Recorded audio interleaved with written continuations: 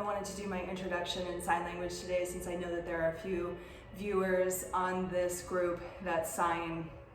So I didn't want to talk and sign at the same time because both languages have intricacies, and I wanted to honor the beautiful version of sign language that as it is, and the richness of culture that pertains to it by not talking over it. All right, Transform family, I'm Tiffany. I just wanted to do an easy yoga program. It's going to be about 10 minutes-ish, a recovery program for after Thanksgiving. So I'm going to start off on my mat here. I'm sitting cross-legged. I have my right foot in front. I do have bigger, more flowy pants on today just because I'm not practicing hot yoga. I'm just here at my house, so you can see Christmas in the background. My right foot is in front. I typically will switch these up, but for today, right's in front. Heels are in a line right with the midline of the body. I'm going to start off by getting centered. Just taking a few rounds of easy breath here, just noticing what you notice about the breath.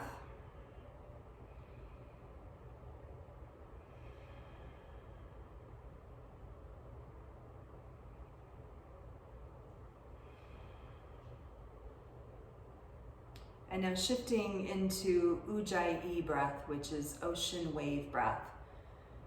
Closing the mouth and just breathing in and out through the nose, adding some constriction into the throat so that the breath stretches out and elongates here. And now I'm going to be quiet and take those rounds of breath.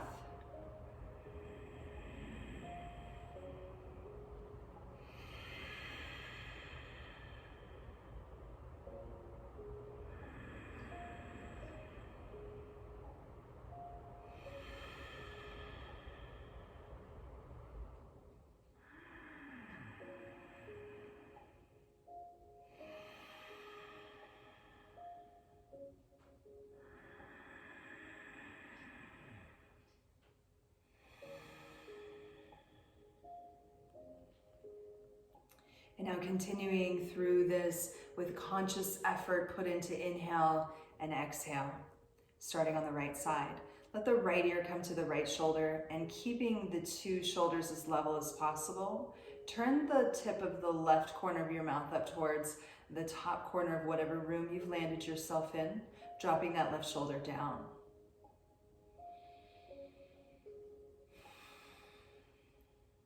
Opportunity to add on here, taking the right hand top side of the head. It's just the weight of the arm that's pulling.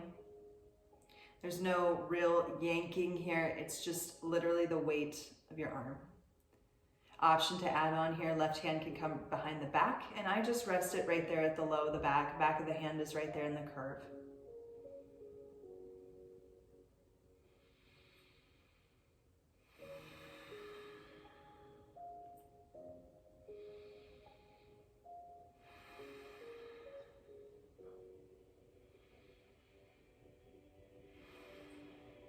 And taking the fingertips, walking them just to the occiput, which is the curve in the skull, turning the face towards that right underarm.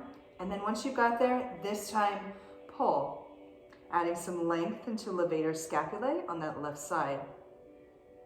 This muscle is responsible for lifting and lowering the scapula, which is the shoulder blade, and putting some activity or putting some, active pulling on it is totally okay for it.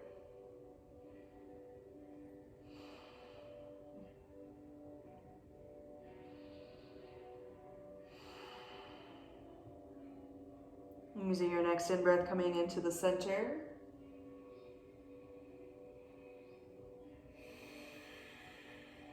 And moving over to the left side. Left ear, left shoulder. A few rounds of breath.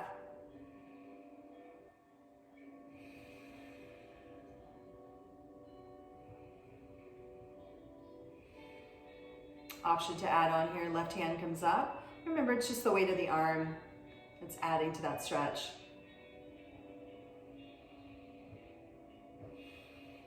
Option to add hand to the low of the back.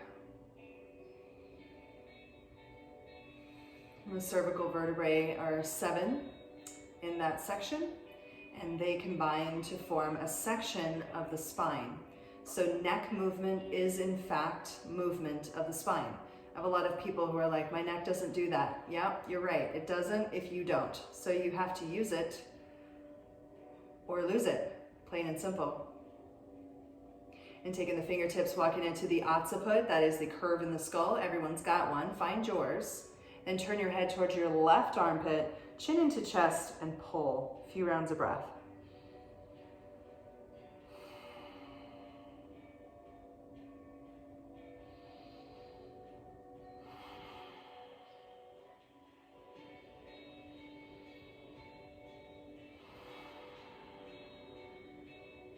Using your next in-breath coming into the center. Just a few rounds of breath with chin at neutral, excuse me.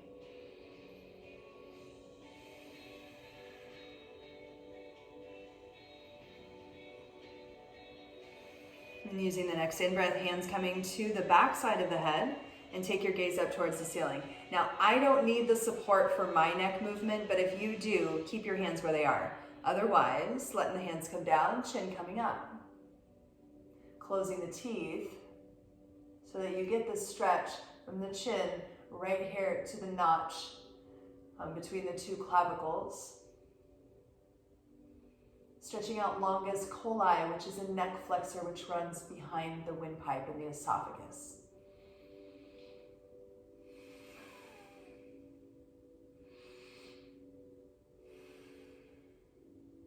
Nice and slow on the inhale, bringing the chin to level. And as you exhale, bring the chin into the chest and breathe into that chin and chest compression. If you have a thyroid gland, which some of us have had surgery to have ours removed, but if you have it, chin to chest compression and breathing into this space can create peristalsis, which is just a fancy word for that wave-like movement, and allow the thyroid to release its hormone into the body, which is directly linked to your metabolism.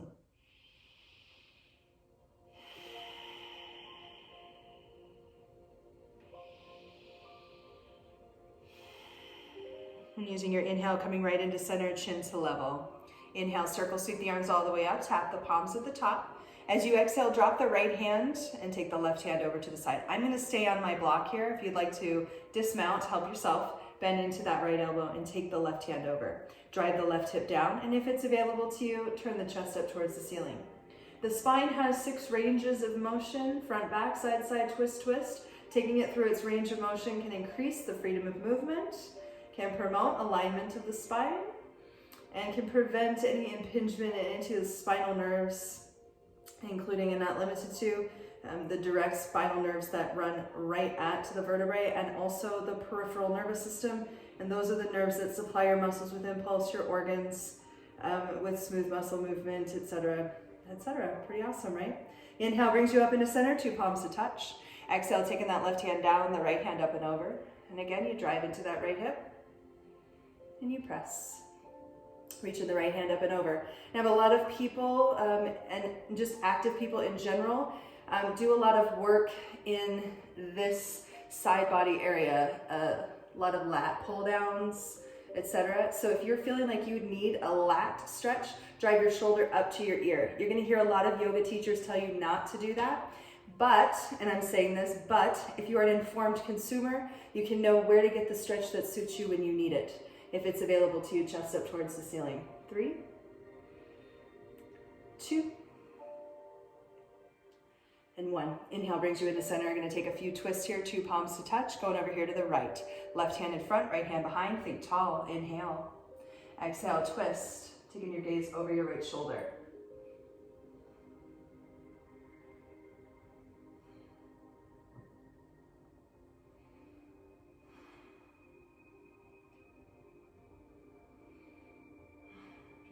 Inhale brings you into center, 2 palms to touch, going to the left.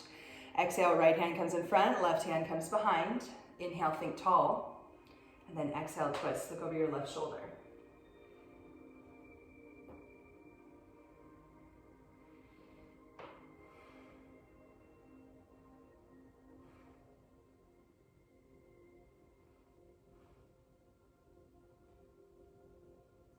Inhale brings you into center, 2 palms touch.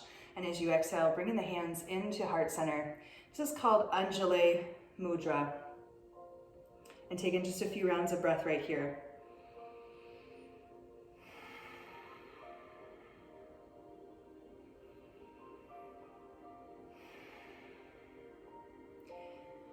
Using your next in-breath, transitioning into a tabletop, hands and knees.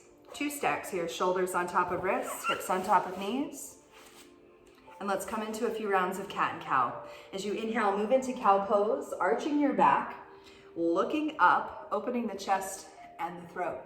Exhale, switch up here, chin into chest, tailbone up to meet it, backs up towards the ceiling. Inhale when you're ready, moving into your cow pose. Exhale into cat. And again, inhale. Exhale. 2 more rounds, inhale. Exhale. And your last one, inhale. And exhale. And finding a nice neutral spine here, walk the hands over to the left. Take your right foot and step it up. Come into a low lunge. And take a moment here, just move it around. Maybe you move your hips side to side. Maybe you bend and straighten into that front leg. And just kind of wake it up. Just take a second here. And then what I notice when a lot of new people start doing yoga is they look around for help. Because they're like, I don't know what to do. Yes, you do. Your body absolutely knows what to do. So intrinsically move. If it feels good to move side to side, move it side to side. If it doesn't, don't. And then switch it up.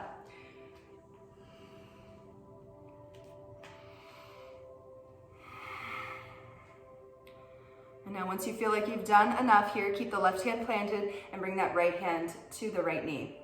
Rock onto the side of the right foot and let your knee wing over to the right. You're gonna feel this stretching happening up here in the hip crease. Good, that's what we're looking for.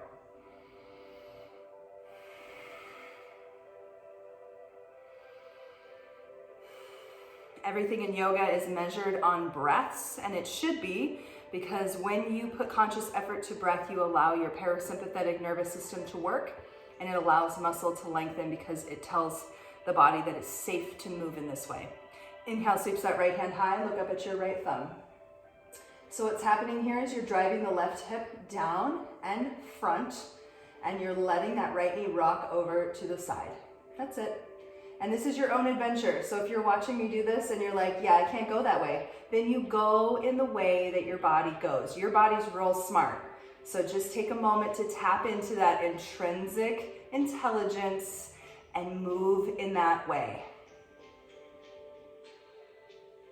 Exhale, coming into the center. Take the right hand outside of the right foot as you come flat onto that right foot, and then press it back. Gonna come into a half split.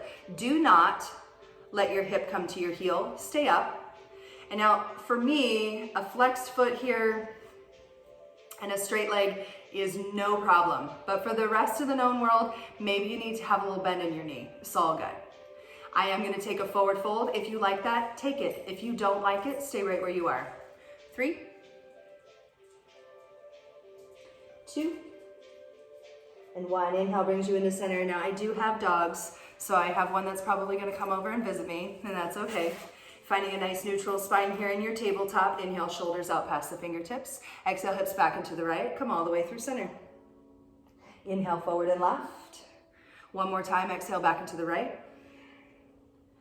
Inhale, forward and left. And now we're gonna switch directions, bump into that left shoulder, and then come all the way back to the left. Inhale, forward and right. And last time here, back into the left. And inhale, forward and right. Finding a nice neutral spine, walk the hands over there to the right. Take your left foot and step it up. And again, you're in this low lunge, so take a second. Move it around, hips. Maybe bend and straighten. And again, intrinsically move. Just start moving. No one's looking at you, so move. It's all good. And if you don't move the same way I do, great. We're different people. We should. We're coming at this from different places, and it's all good. All of it is good, so just move.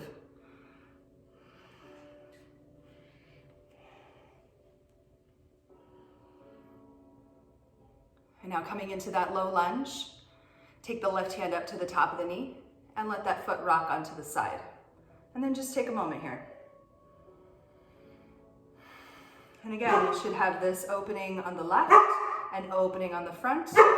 And again, my great white protector is over there telling everyone not to deliver mail, not to pick up the recycling, and certainly don't drive down the road. So you have that going for you. Inhale, sweep the left hand all the way up, looking up at your left thumb. And again, enjoying where you've landed. So if you come into a place where you cannot enjoy it, then you have gone too far. Find a new place where you can actually breathe and then be. The idea here is that we find out where our edges are. And we go to them and we hover on them. We don't blow past them. We just continually move that line in the sand, if you will. And now using your exhale, let that left hand come down outside of the foot, rocking onto the flat of the foot as you go. Gonna come into that half split, inhale, lifts you up. And again, bend your knee, flex your foot. Modify this to suit yourself and your body today. And again, taking a forward fold for me is nothing, so I'm gonna take that. And if it's something for you, then you stay where you are, again, finding your edge.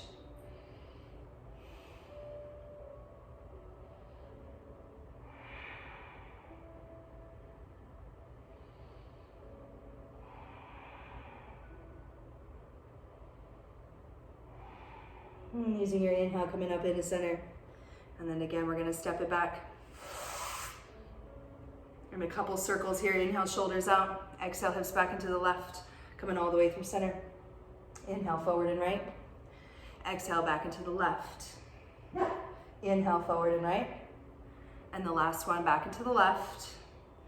Inhale, forward and right. And we're gonna switch. Bump into the shoulder and then change it up. Back into the right. And forward and left. Back and right. Forward and left. And your last one, back into the right. And forward and left. And now coming into a nice neutral spine, I am going to move, but you stay just how you are so you can see what's going on. If you move to the side, you're not gonna be able to see, but I want myself to move so that you can see the difference here. We're gonna do a few back bends and then we're gonna be all set. So I'm gonna turn my tabletop to the side, keeping my knees on my mat because I like the cushion on my knees. We're gonna come up into a back bend. So come up standing on the knees. You want to have your knees about hip width distance, and you wanna have your feet and knees like on train tracks completely parallel, okay? We're gonna go to the left here. When take this left hand, it can come beside you, it can come behind you, it can come to your foot. If you happen to have a block and you want to put it on a block, great, go for it. Taking the right hand, all the way up, squeeze into your seat and take a look at that right thumb if it's available to you. And breathe. Squeeze your seat. 3, 2, and 1. Sweeping it over there to the left as you lower your hips. And changing it up. So this time, right hand beside, behind, or on your heel. Left hand sweeps it back, squeeze into your seat, take a look at your thumb. 3, 2. Last one, inhale. And exhale. And sweep it over there to the right.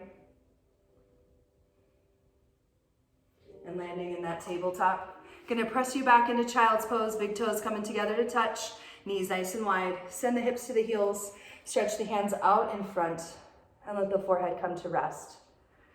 When you bring pressure to the front side of the head, you increase circulation into your frontal lobe, which is your memory center.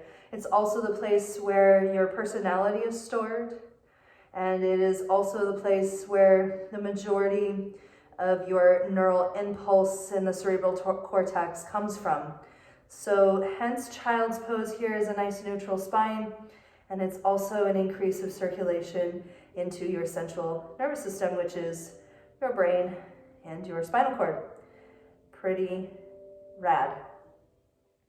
If your hips don't go to your heels, we don't care. So if you have your bum in the air, it's all good. If they do, great. Both are acceptable.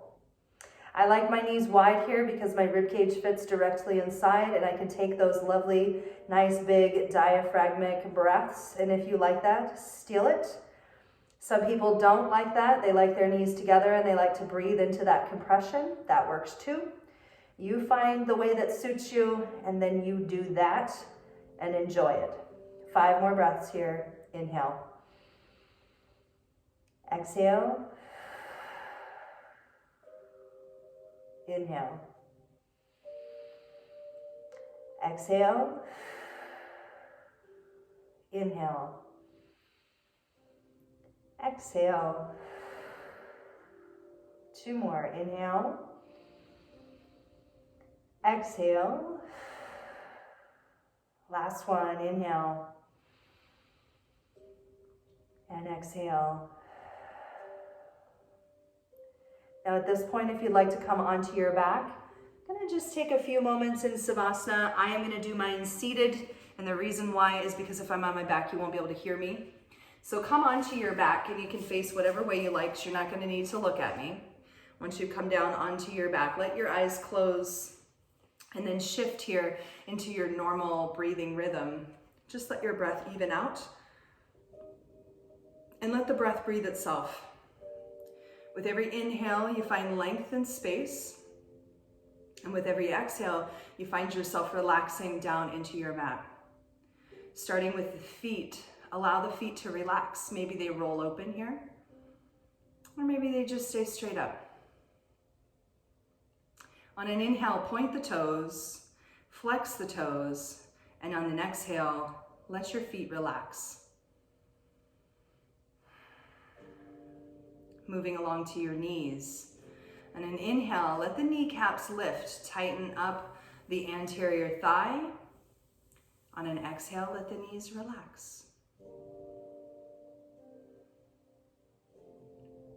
Bringing your awareness to your hips. On an inhale, squeeze your seat. And on an exhale, let your seat relax and sink down into your mat. Nothing to do here.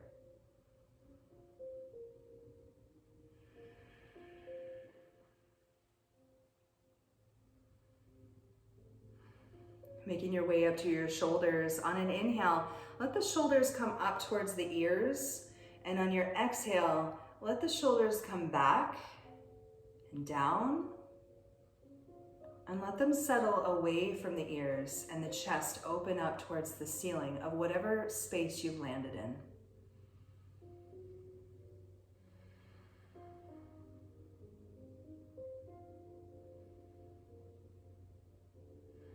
There's lots of reasons why Savasana is so important to our yoga practice. The first of many are anatomical reasons. When you come onto your back, your spine takes on that perfect S shape, and it's a gentle tractioning here, which allows your intervertebral discs, which is just a fancy word for cartilage in between all your vertebrae, to have the space to imbibe water, because cartilage is avascular, which means it has little to no blood supply.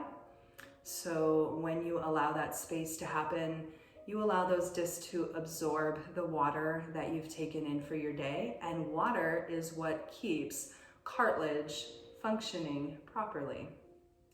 The second of which is when you come to your back, you allow your body to be in anatomical position. The heart is able to beat most efficiently and provide circulation to all the corners of the body. You can thermoregulate here, bring your body back to its core temperature. You can neutralize blood pressure. And then you get that second for an attic kid. In order for there to be balance, there has to be two sides, a movement side and a recovery side. And so our yoga practice is balanced and complete when we have both sides of practice, movement and recovery, and that's what Savasana is. Savasana is a posture, and what it's doing is training us to use breath to know where to hold on, where to let go, so that we can translate this into all of the other subsequent postures that we do in flow. And lastly, you get that second to meditate, to ruminate, to do a little soul keeping. taking the journey inward through the layers of kosha. Kosha is just intimacy of self, until you arrive at the divine spark center at the very middle of your being. Noticing what you notice about what you need, who you are, how you feel, taking inventory.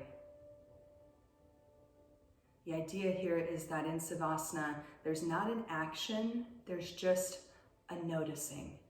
There's just an awareness. Very simply put, when you are aware, this is the catalyst for change. So using your Savasana here to be planted in order for a future bloom. A few more rounds of breath.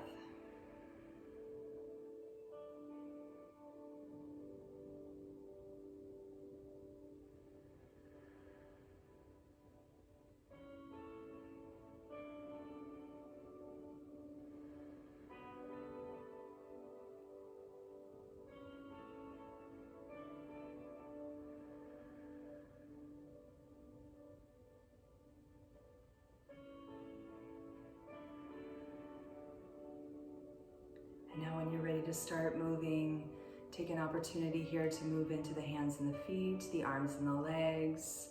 Stretch it out, move it around, organic movement, whatever you need, whatever you like, help yourself.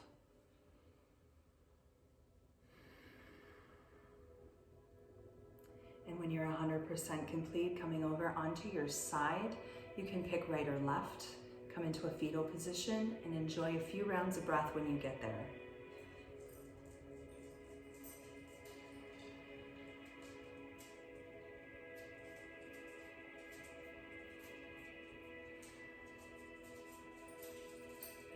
Complete, making your way up to your seat.